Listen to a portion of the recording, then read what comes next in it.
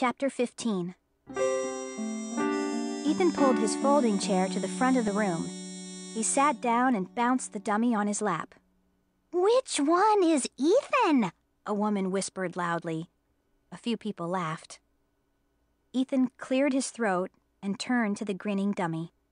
"You're going to be a good boy today, aren't you, Mr. Bad Boy?" Mr. Bad Boy shook his head no. I'm a bad boy. Know how I can tell when someone is old? He asked Ethan. How? By the smell. Mr. Bad Boy tossed back his head and cackled.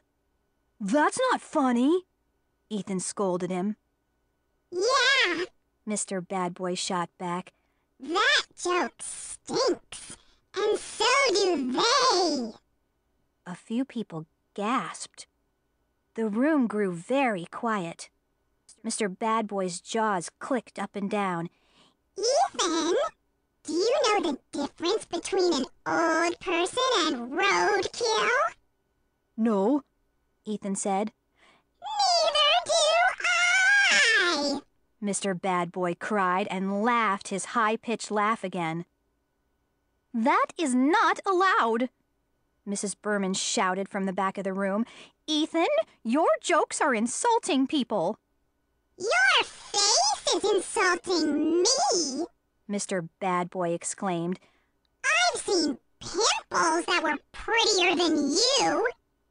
I shut my eyes. I just wanted to disappear. This couldn't be happening. I'm a bad boy. Mr. Bad Boy shouted. He turned his head to a woman with curly white hair and bright red lips. Is that a new skirt? The dummy asked her. Or are you wearing your intestines on the outside? Mrs. Berman stormed toward the front of the room, swinging tight fists at her sides. Her face was as red as my sunset painting. "Ethan, I have to ask you to stop," she said. Ethan jumped up. "I'm really sorry," he said. "Sometimes Mr. Bad Boy acts up, but I know he'll be good now." Mrs. Berman glared at him. "Your jokes are not acceptable." "I promise he'll behave," Ethan said. He shot me a nervous glance. Then he turned back to the audience. "I need a volunteer. Could you come up and talk to Mr. Bad Boy, ma'am? I promise he'll be good. Please, come up here." I realized I was holding my breath. What did Ethan plan to do? Or more important, what did Mr. Bad Boy plan to do? Ethan kept pleading with her. So finally, a gray-haired woman in a flowery brown and yellow house dress stood up and slowly walked up beside the grinning dummy. She shook Mr. Bad Boy's hand. "Are you going to be a good boy?" she asked, grinning at Ethan. Mr. Bad Boy's eyes blinked up and down. I like your dress, he said. Interesting colors. Or did you spit up your breakfast this morning? I gasped. Now I knew for sure. I had no doubts at all. The dummy was alive and out of control. The woman laughed. "You're naughty," she said.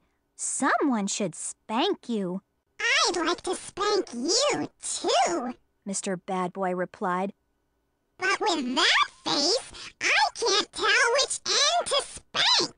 I turned and saw Mrs. Berman shaking her head and frowning. Which color do you like in Brittany's painting? Mr. Bad Boy asked the woman. The red or the yellow? She studied my painting for a moment. "The red, I guess." And then, it all happened so quickly. It was a total blur. I saw the jar of red paint swing up into the air. Was it in Mr. Bad Boy's hand? Or did Ethan hold the jar? I couldn't see. but I saw the jar swing high, and I saw the red paint come splashing out. It made a loud splat as it burst over the woman's face. It ran down her cheeks, down her skirt, and puddled on her shoes. Her mouth dropped open in shock. She staggered back, wiping paint from her eyes. But Mr. Bad Boy wasn't finished. Now the yellow paint jar was in the air, and a tidal wave of thick yellow paint splashed over the woman's hair. I'm a bad boy! Mr. Bad Boy shouted. Mrs. Berman leaped forward and tried to pull the dummy from Ethan's arms, and I rushed to the front of the room, my brain spinning. I knew I had to do something to help, but I tripped over my easel. The whole thing collapsed under me, and I fell face down on my painting. Oh, I groaned and tried to pull myself to my feet.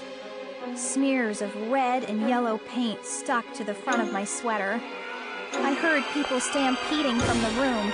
Some were crying, others were shouting angrily. A disaster, I thought. A total disaster. Raising my eyes, I glared at the ugly dummy. And as I stared, he tossed back his head and roared with laughter.